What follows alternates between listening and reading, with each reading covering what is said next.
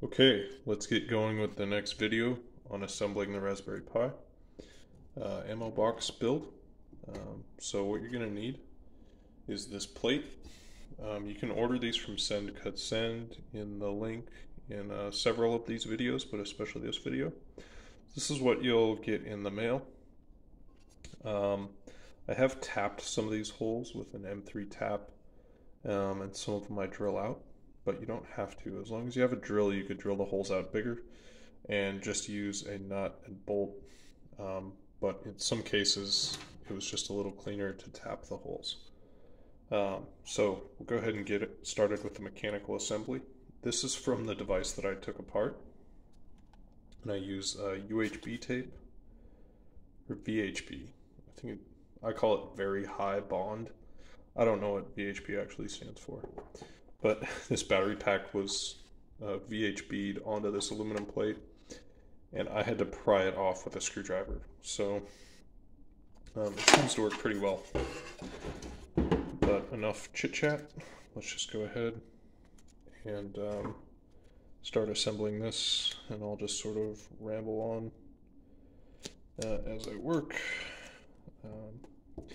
So this had initially been designed to bolt in place really nice with these nice brackets that clamp down, but after building it, and now especially after tearing it down, I learned that this VHB tape and some zip ties work really well.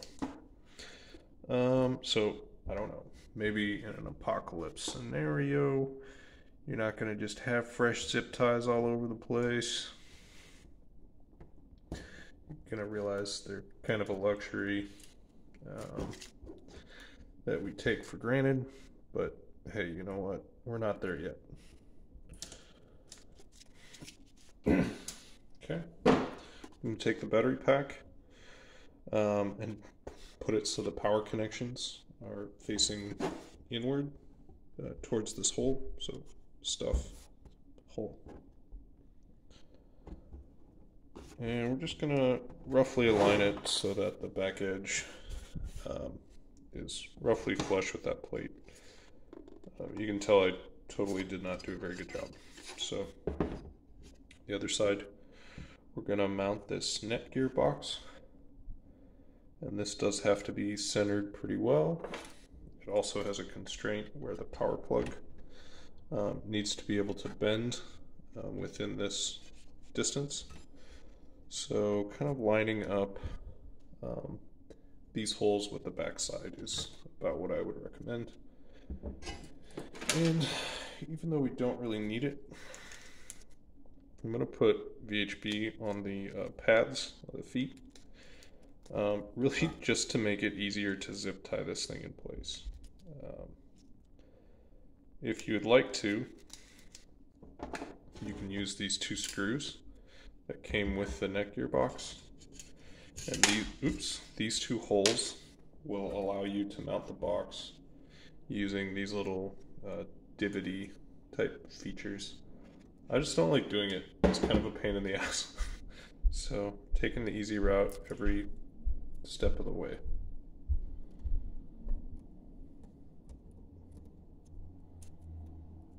Okay, so I'm just putting a little bit of tape on all of these pads just to make it stick a little bit nicer as we do the zip tying. Can I just break that? Yeah. Okay, so the VHB wants to stick to my fingers a little more than the rubber pads, maybe because they were dirty. The pads are dirty, not my fingers. Okay.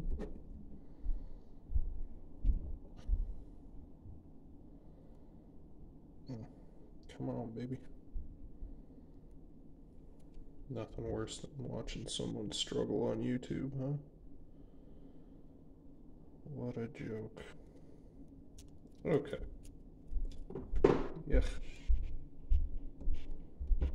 Alright, so we're just going to put this baby right about there. And again, That cord is just placed so that it can bend within that radius. We have nice clearance here, nice clearance here. So we're gonna take a zip tie and put it through one of each of these holes. Like that. So notice the zip ties aren't long enough.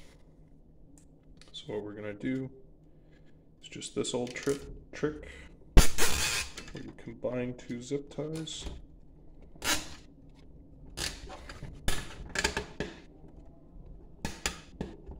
Oh yeah, that's feeling okay.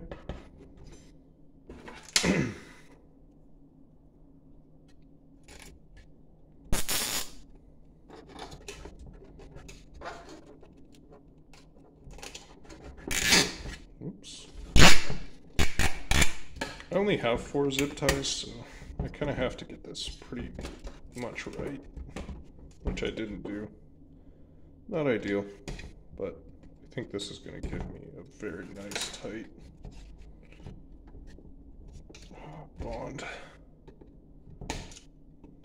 So, you know, maybe some of you saw the outside of this container. Oh yeah, that's nice. Solid. A little bit of give to it. You don't want everything in life to be perfectly rigid. A little flex is good. So there is the switch, the battery pack installed. Let's flip this baby around. And next we're going to put in the Tobson. This is a 50 watt DC to DC converter. So you have 12 volts in, 5 volts, 10 amps out. And it goes right here.